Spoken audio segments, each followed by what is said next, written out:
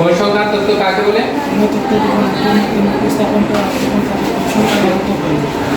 পরিসংখ্যান তত্ত্ব সংগ্রহের উৎস কয়টি? কি কি?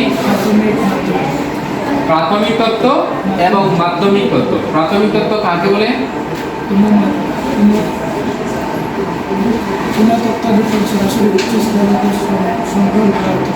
কোন তত্ত্ব যখন সরাসরি উৎসস্থল থেকে সংগ্রহ করা হয় তখন সেটা হচ্ছে কি প্রাথমিক তত্ত্ব। মাধ্যমিক তত্ত্ব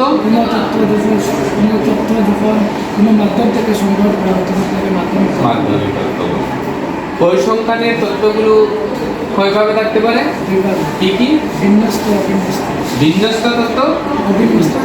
বিন্যস্ত মানে কি? আর অবিন্যস্ত মানে এলোমেলো। পরিসরের সূত্রটি বলো। সর্বোচ্চ মান মাইনাস তারপরে সর্বোচ্চ মান প্লাস 1। এরপরে হচ্ছে আমাদের শ্রেণী সংখ্যা। সূত্রটি বলো তো।